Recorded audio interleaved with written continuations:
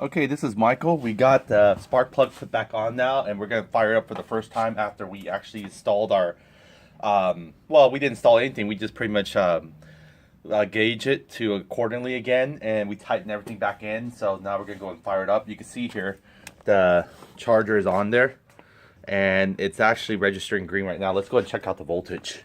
See what the voltage is on it right now. Going to fire it up. When it spins, the stator spins like that, you can actually hold on to the starter button. It won't burn your starter mode or anything like that. But when it just kind of like stops and starts, that's when you have to worry about not holding it down when you're trying to crank it so many times. So here we go. We saw a little bit of a, spark coming out of the spark plug, so that should be plenty. Now I'm going to leave the charger on there. This is a Noco Genius charger hooked onto the lithium 14 amp battery, so it's going to be quite a bit of a charge. Let's see what the charge is currently on it right now. So let me go and put my probe on here. You can see it yourself. Okay, let me just hit it on the Phillips there. There we go. Wow, 14.15 volts right now on this battery. This is the battery again that would not charge with the regular Charade battery. It would not go past 10 volts. 10.5 volts, and then with the Nuco we got up to 13.9. Now it's 14.40, so there's no excuse for the battery to have an issue. Again, the exhaust is not installed on there. Reminds me I got to pull the cloth out. Like I said, some people leave it on there. So you can see here the exhaust is cleaned out. Hope you can see it there. See there? The exhaust is right there. Get focus on it. So yeah, the exhaust is,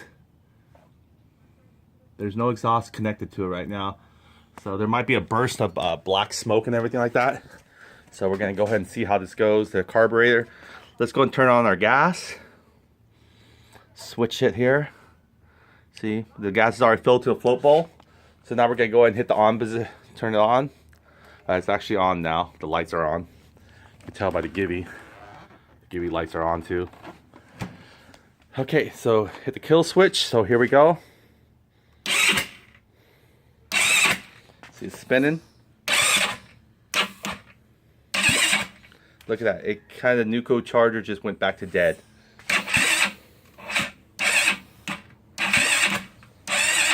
So I'm holding it on, but it stops on its own.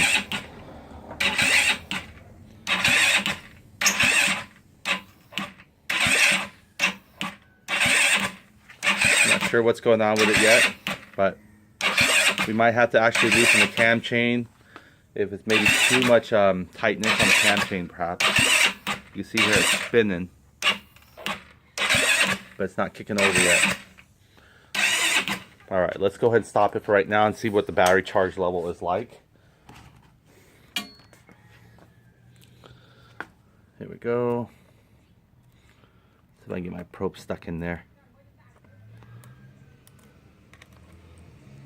I'm crossing it. That's okay. We'll just get a negative reading. Okay, the battery voltage has just dropped to 10.5 from 14 volts. You can see there. Every time I crank it, I'll leave it here. That way you can see it. Turn on the keys. Put the kill switch back in. See how it jumps that right there? It drops. It does the same thing when you connect it to this solenoid here that connects to the starter motor. So it's still not cranking over.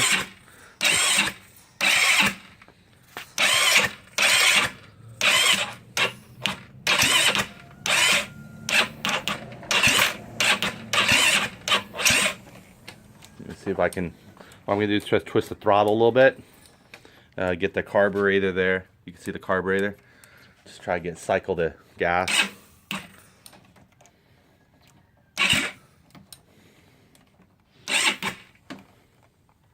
Okay, now it's dead as a doorknob. Okay, the battery looks like it's completely shot. Okay, so it's idling at 9.9 volts. It's climbing again because it's charging. Alright, so that's it. We try to attempt it. So what we're going to do now is probably just take it down and look at the cam chain tension and everything.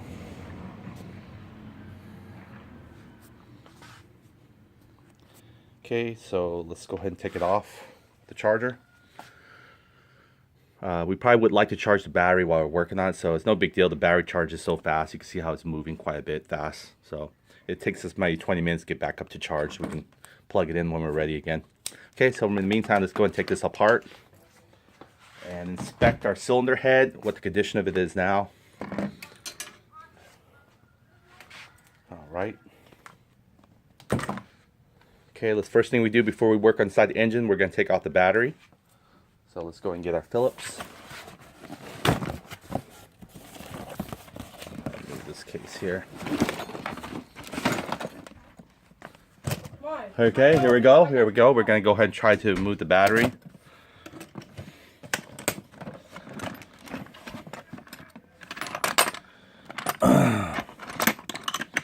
$10mm socket.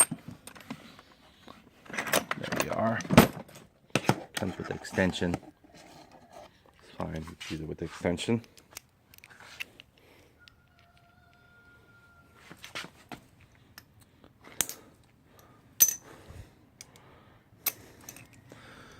Lefty loosey. And this way I always take the positive off first because ground is everywhere. That way the positive doesn't make connection to the battery terminal. It will never get power. So focus on taking the positive one off first. Get that out of the way.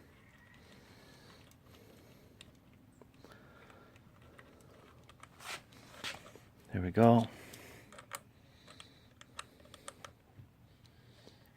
Careful holding a long extension there. You don't want to touch the positive battery and then also the ground.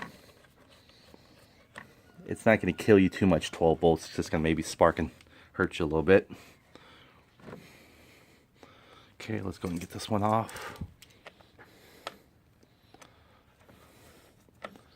Yeah, we're going to go and look on maybe extending the cam chain. You can see how I use the cam chain extensioner tool.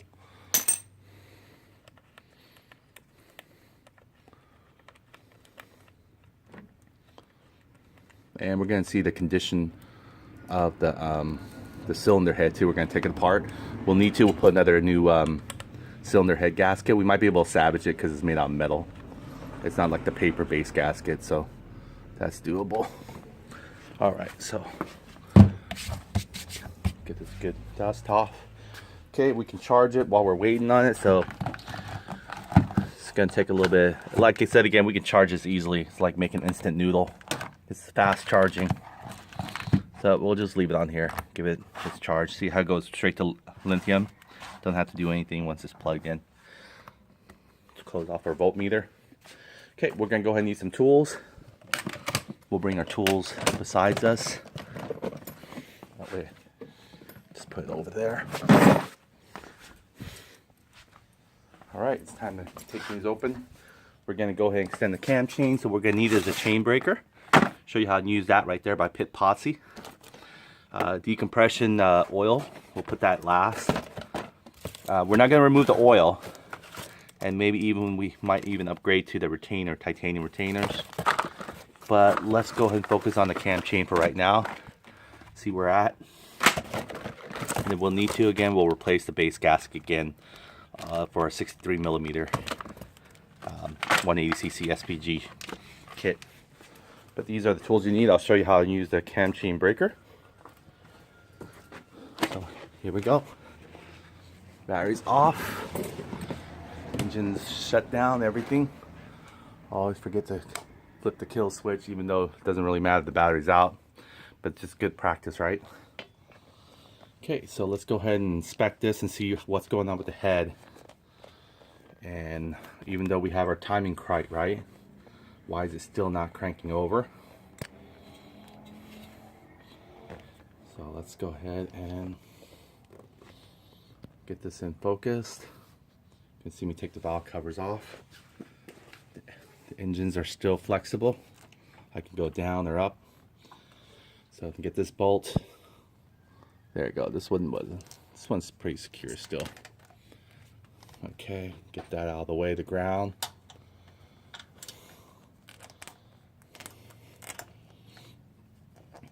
Okay, we're going to go and focus on getting that bolt removed. So we're going to need 8mm,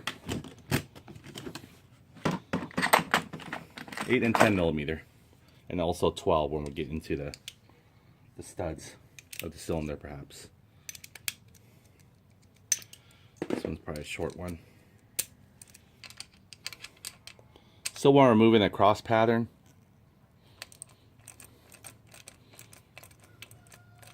Just loosen up that way also is good. Get to the bottom now. Can't see us in that corner there. Right there. Lefty loosey. Very tight. Okay, we loosened these two already. Now let's start back from the top. Where the ground leads are. Okay, that's loose. And the last one is all the way in the very bottom here.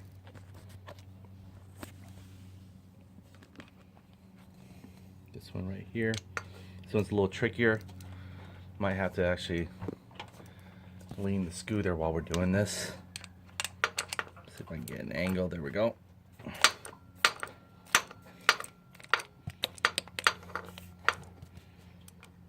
Gotta get an angle, lean the scooter, because you don't want to cross thread it. Create more work for ourselves, especially on aluminum, which is not so easy repairable. Almost have to replace the whole. It's one thing to damage the valve cover, another thing to damage the cylinder head. The price is almost quadruple. Valve cover is $30. Cylinder head might be a good branded one like Tater or so forth, might be $120. Okay, we can start driving them out. I'll just go ahead and start doing them off one by one. So you can see it here. Start from the top one that you can see.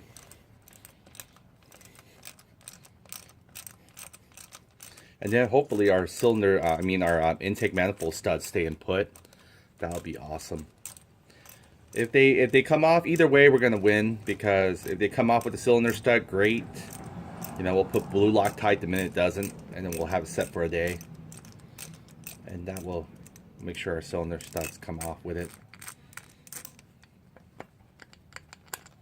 Okay, one down, 3 to go. This one right here, all the way to the far left again. The one with the ground.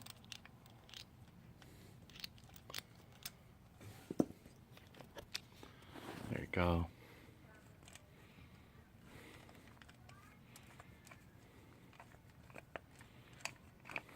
Perfect. We'll try to capture one of them to keep us there. We know which way it came in.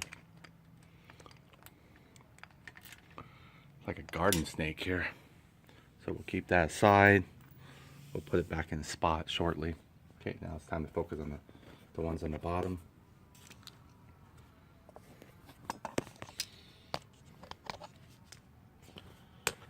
Get those off. This one's probably going to take a little shorter one. Unless I can lean on the scooter like this, bring it downward. Try and get into an angle where I can actually have leverage without blocking you guys. That's okay, I'll try my best here. Okay, let me put the socket in. This one's still a little tight.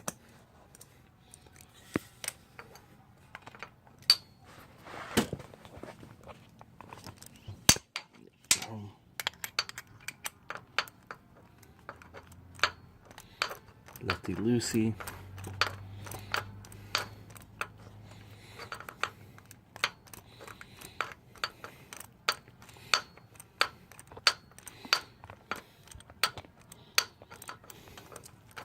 Like it's coming. There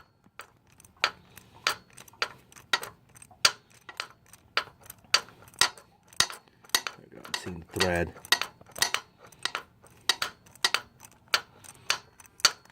The only reason why you can't do it by hand is because the weight of the valve cover is leaning on it, perhaps, and there might be some residue blue Loctite from behind cementing it.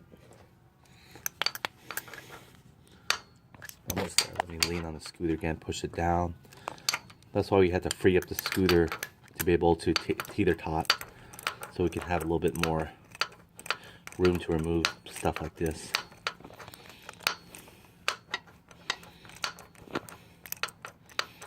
Okay, it looks like it's be able to turn by hand. Yep.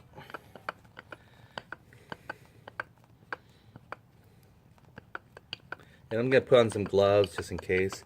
In fact, I should actually maybe bring something. But last time we took it off, this is actually with full oil now. I don't think there's any oil dripping, right? See? It's good. There's no oil dripping. Okay, so last one here.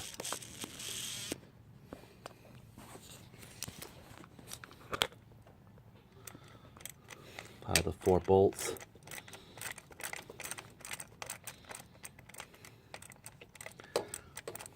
Look like my socket's dancing.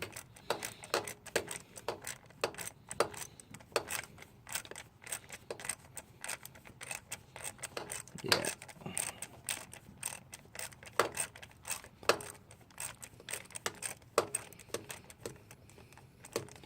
Till you can't hear it click, click, click no more, that means it's teeter-totting back and forth. It's not spinning the nuts. So you can do it by hand.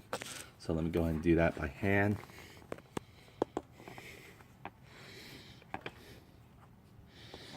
So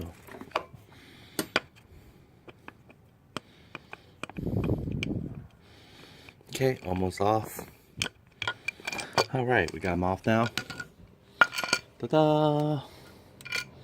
Our rod cover. If we really want to check our timing again, we can do it just to see what happened there. I'm not sure why I feel there's oil here. See, like that oil residue. So there's oil there. That oil is just so clean. It's just that's why we don't see a dark glop of it. But there's oil. There's oil. There's oil on the rocker arm and everything. You can see there's a mist of oil there. But what I really want to inspect is the timing again and see if let's see if it's gapping right. Because remember, we gapped it pretty good. We took a lot of time to make sure it was perfect. So let's see our timing mark on this. We'll spin it to the T. Oh, we just passed the T right there, didn't we?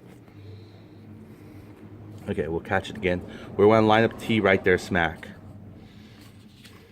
T for top dead center and timing. Okay, almost back to the T, so we want to be careful not to, because it's going to spin really fast. All right, there we go.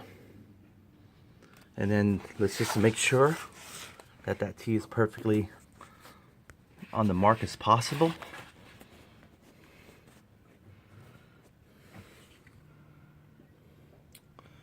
Yeah, with this one, see that right there? That should be a perfect T right there. That's where your T should be aligned. Right there where that mark is. That's a perfect T mark. Now let's go up to our valves.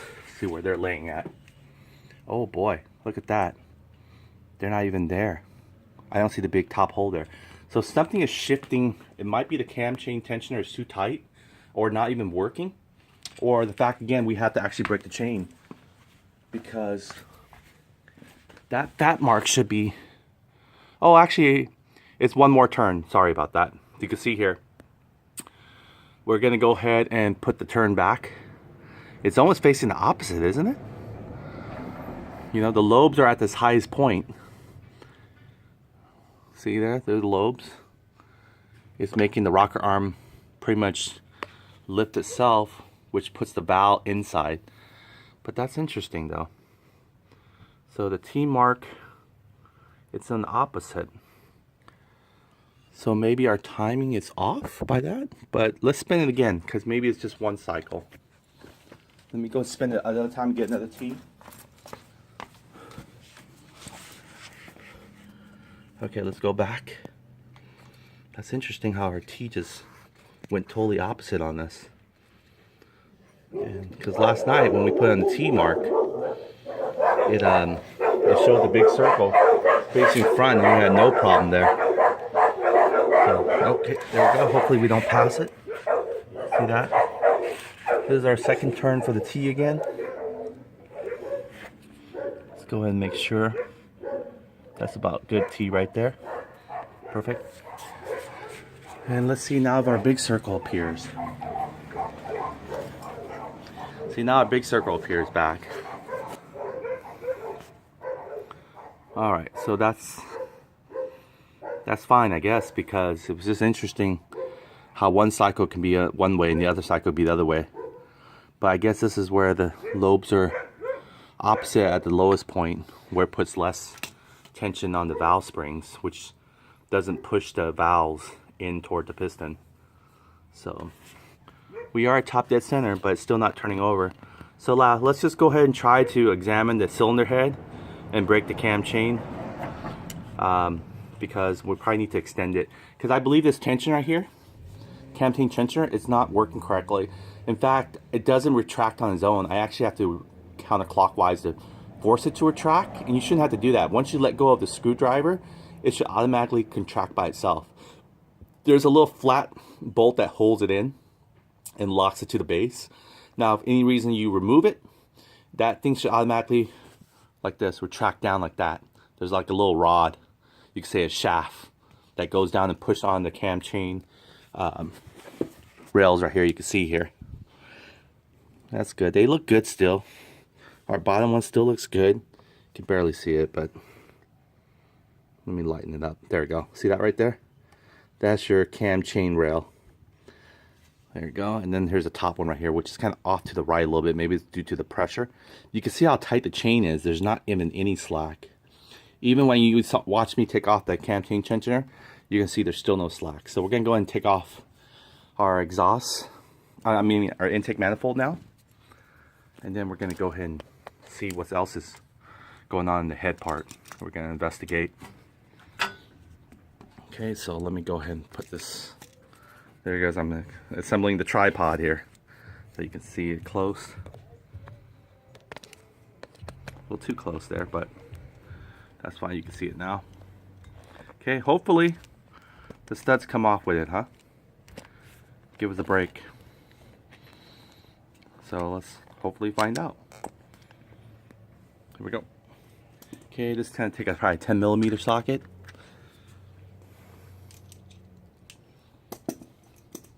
I'm going to back it out a little bit so that way you can see the base of the intake manifold as well.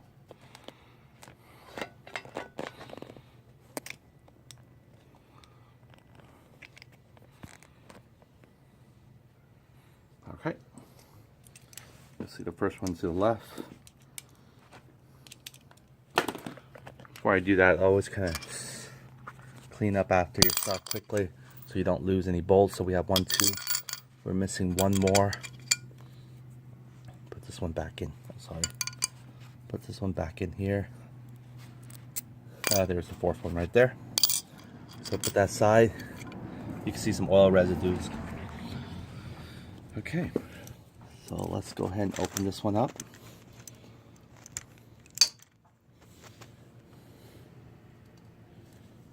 Oh, that was righty-tighty. Alright, come on. Hopefully the stud comes off with it, right? That's what we're wanting. Come on. Alright, looks like the stud is spinning off with it. Nice. So, like I said again, if it didn't come off with it, we could put some blue Loctite, but they'll just, you know, detour a day. Either way, we still want it to come off though. The nuts, because we want to put blue Loctite to secure it again. I think his teeth are totting back and forth. Probably can do it by hand now. Okay, let's go and relieve this other side pressure here. This one's also pretty easy. It looks like it turned by hand. See if the stud comes off with it.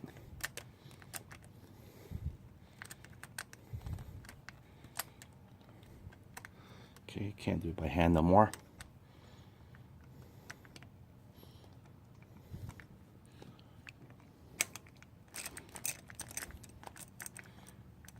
Now you can do it by hand. Make up your mind, right?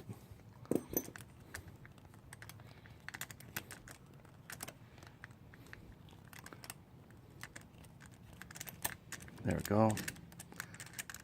Oh darn, this one did not come off with the stud. Alright, well we tried. Let's go, and this one probably would, so at least one less work. The other one we can put blue Loctite on.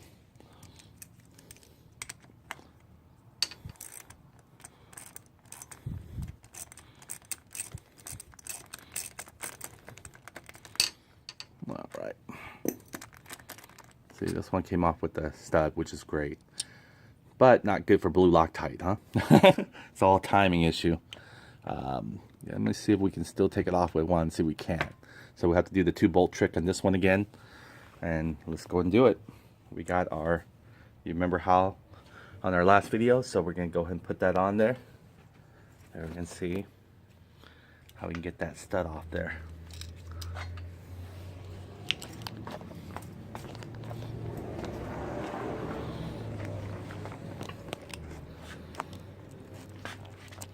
Okay, let me go and bring the 2 bolts again that we have. Let me go and set the camera correctly. Alright, there we go. You guys can see it now.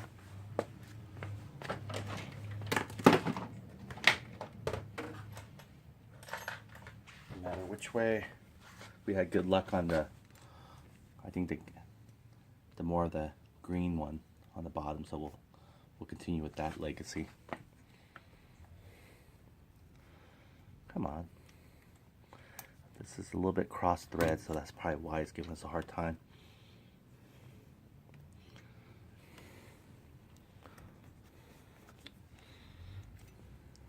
There we go. Putting the first one in there.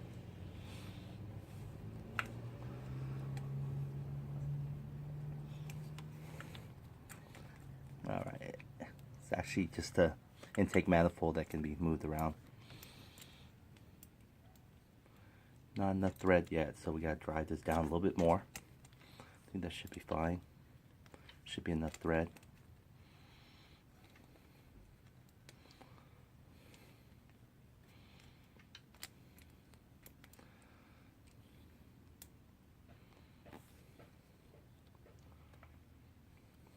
I don't want to cross thread it.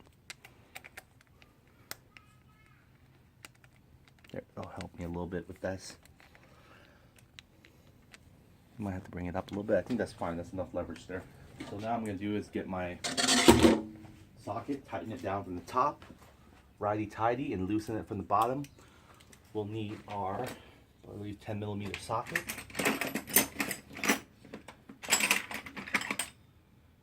Nine and 11. There we go. No, that wasn't it. This one's it. 16.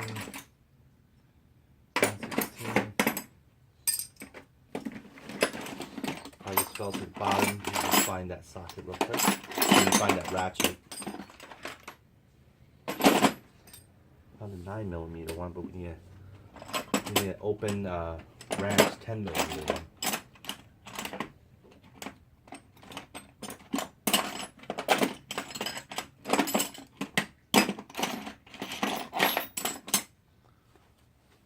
Go ahead and find it real quick. Where's that? Okay, I found my crescent wrench here, so we're going to put that crescent wrench underneath here like this, 10mm crescent wrench, and then we're going to go ahead and tighten it, compact it down, stabilize the bottom one. So we're going to go righty-tighty. Oh, supposed to go righty-tighty. I'm going loosey, lefty. There we go.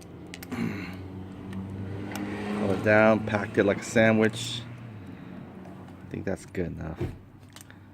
Alright. Okay, there we go. We're going to go ahead and loosen this. Looks like it's coming off. We can jilt this a little bit over so it gives it a little bit more play room. Flex it down a little bit. I think the studs are coming down. Yeah, I think the studs is turning. Oh, actually we're driving it in. I apologize. Look at that. What am I doing? So let's go ahead and go back up.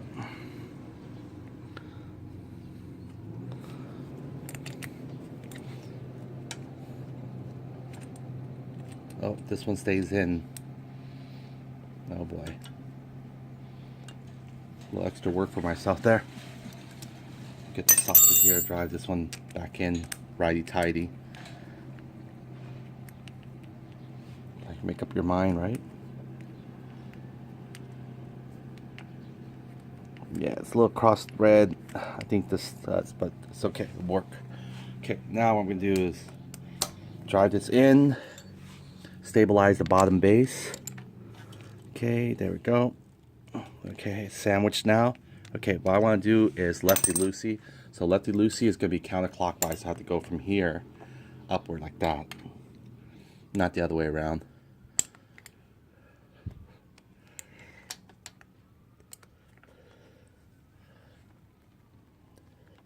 Again, if this stud came off originally with it, we would have had much easier time. That would have been done already after we took out the bolts. But if it doesn't, then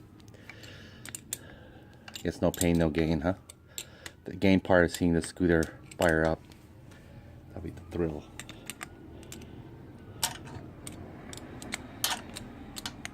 But you'd be a better good mechanic if the more you learn what not works. So we tried to see if we can get away with keeping the cam chain tensioner tight, or even the cam chain with no slack. But that might be the cause of it. Maybe it's not laying free flow good enough. I almost feel like I twisted my hand, but the tool makes it look so easy, but it's not. Still have to grip it with the tool.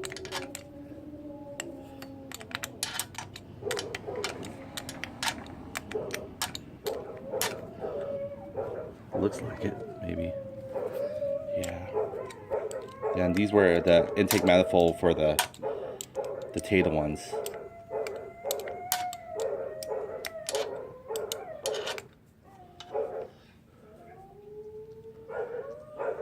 Looks like I can grip it by hand. In fact, if I'm very careful, I could probably do the top one, drill it out a little bit. Let's see. See, it's coming. Okay. Remember what we did last time? We prematurely took the top off. I could have done it right now again, but let's just not. Alright, so it's coming off. Okay, there we go. We got the studs off. Now what we want to do is actually take off this thread part. So, get back on here. We can either hold this one loose or tight, whichever one can allow us. Let's break it apart. Okay, so here we go. I'm going to hold this, stabilize this one, and I'm going to turn the top.